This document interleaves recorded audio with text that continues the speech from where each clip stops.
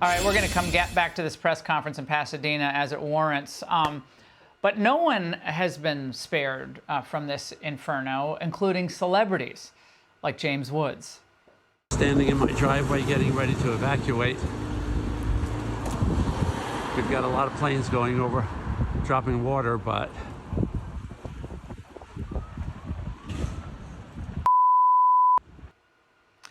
James Woods joins me now. James, you posted a video that I watched last night. I think it's right after you posted it, coming right up to your deck.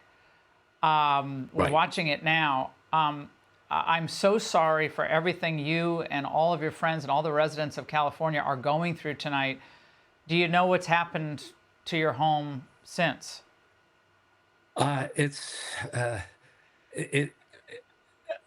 It's astonishing that what happened during this experience was that we found out that none of us is a celebrity. None of us is a poor person or a rich person, a Democrat or a Republican.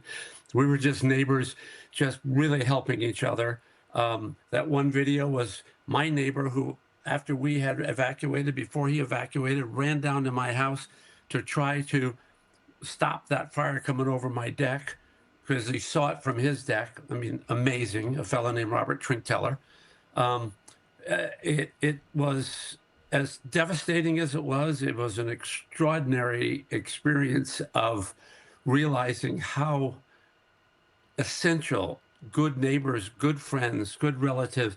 I've had people call me. I did a movie with Walter Goggins, a wonderful actor, years ago. I talked to him once or twice. I just got a call, a long text from him. Here's my address. The keys are in the car. I'm out of town. Use our house.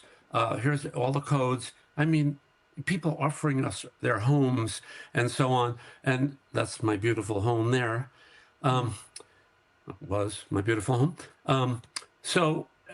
All I know now from him, he stayed overnight, which he shouldn't have done, but he did, fighting the fire. There was no water pressure, of course. All the fire hydrants were dead, as we now know.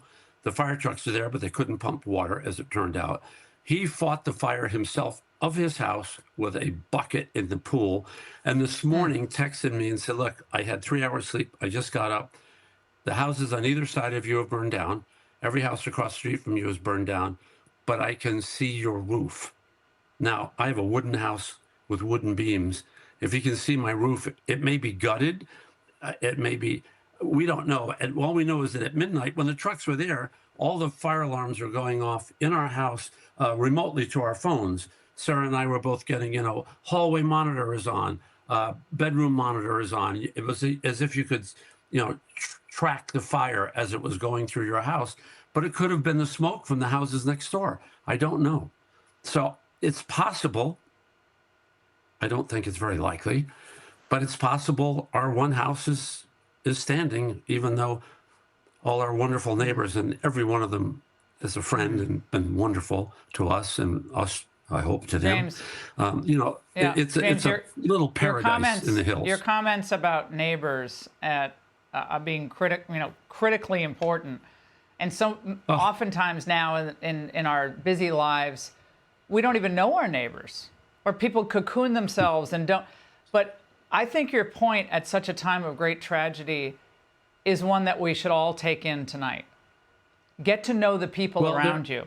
Get to know them. Well, there are people who will probably say, oh, you sound like you're, doing a Hallmark movie, talking about the love of your neighbors. Well, next door to us, the house below us, and I think you have a video, right where that fire is, the house next to us, right to the right of that tree. In fact, that tree's on his property, believe it or not, is a 94-year-old gentleman who has advanced dementia. He has a caregiver. He was in the hospital, so thank God he wasn't there during the fire, we thought.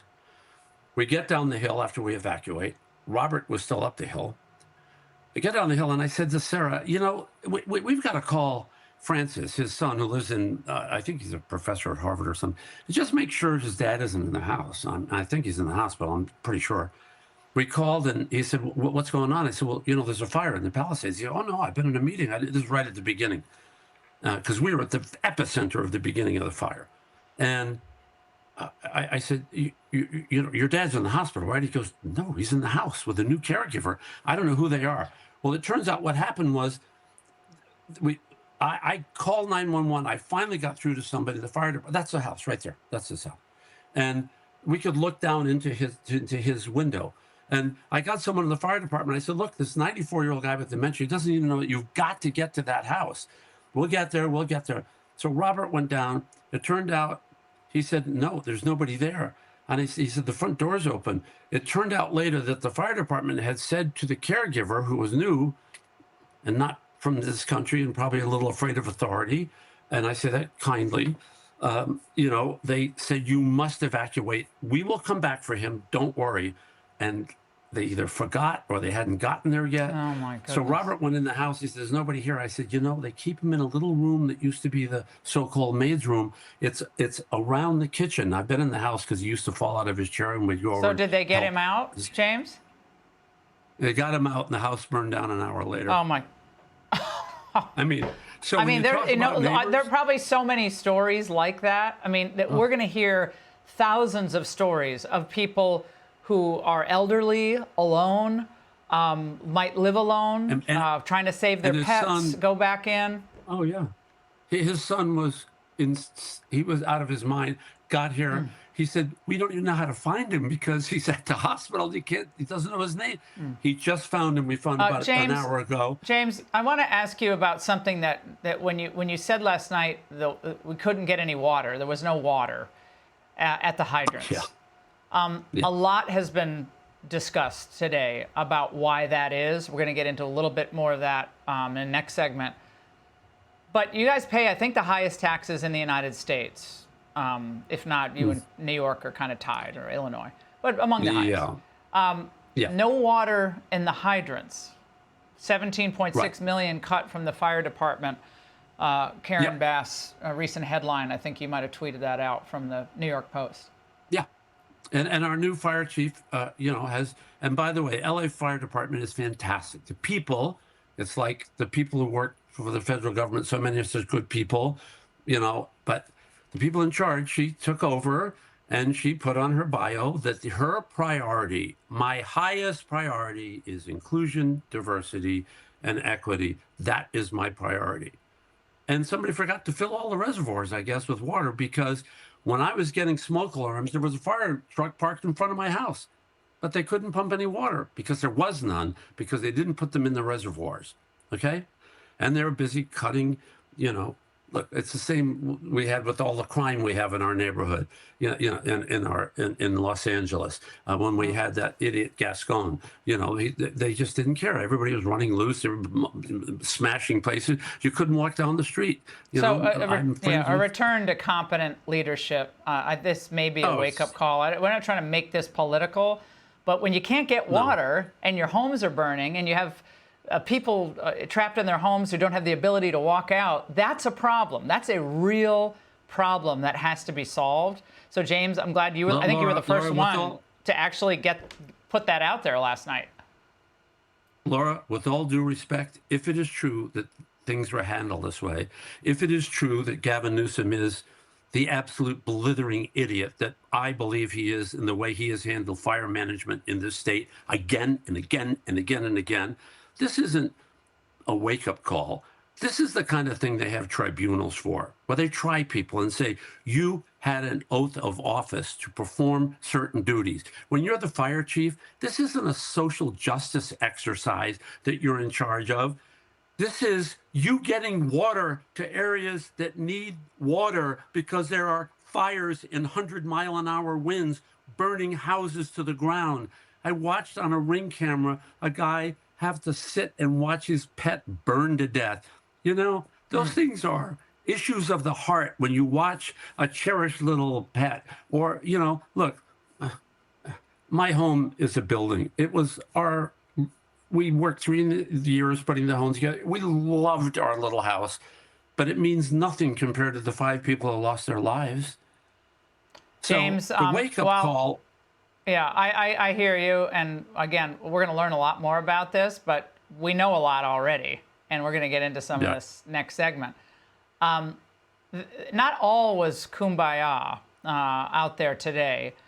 Specifically, one individual who goes by @PiperK on Twitter, on X, I guess a former faculty member at Mizzou, Karen Piper, she tweeted, and she since deleted the tweet, "James Woods' house is burning down. It's karma calling." Retired prof. Yeah. University. Yeah. Yeah. I mean, that's, when I read that, I look for a curb so that I can find some place to scrape her off my shoe. I'm more concerned about my neighbors and their homes that they lost. I don't really care what she has to say. Yeah. She means nothing to me. She is to me a fleck of spit on the arc of infinity. Well, that anyone would think any of that about anyone at a moment like this, especially someone who suffered such a loss and whose neighbors have suffered everything. Like when you're driving down the PCH now, and a lot of the videos from last night and continuing today, James, I lived in California on and off. I couldn't stop watching this. I was like, wait a second, is that where the Real Inn is? You know, the old Real Inn on the PCH? Gone. Restaurants, gone. I'll give an example Homes of that, gone. Aaron.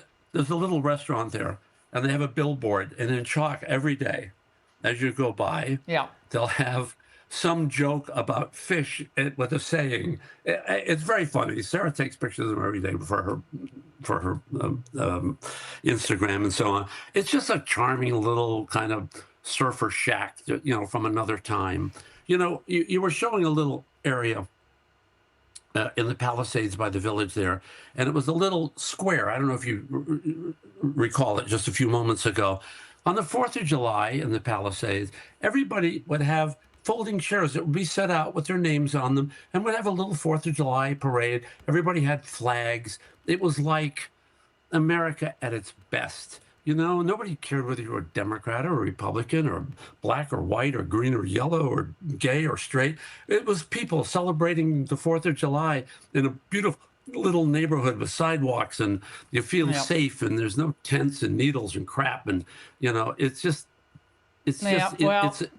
is paradise. James, the devastation paradise is going lost. To be, I can't even, it's beyond comprehension right now, but thank you for reminding us what matters: our family, our faith, our first responders, the heroes among them, our neighbors. Be a neighbor. James, that is not Hallmark. That is the truth. And you taught us all something tonight, and reminded us all of something we should already know. Godspeed, I'm so honored friend. to be on your show, Laura. I have to say. Thank you. Thank you very much. Hey, Sean Hannity here. Hey, click here to subscribe to Fox News YouTube page and catch our hottest interviews and most compelling analysis. You will not get it anywhere else.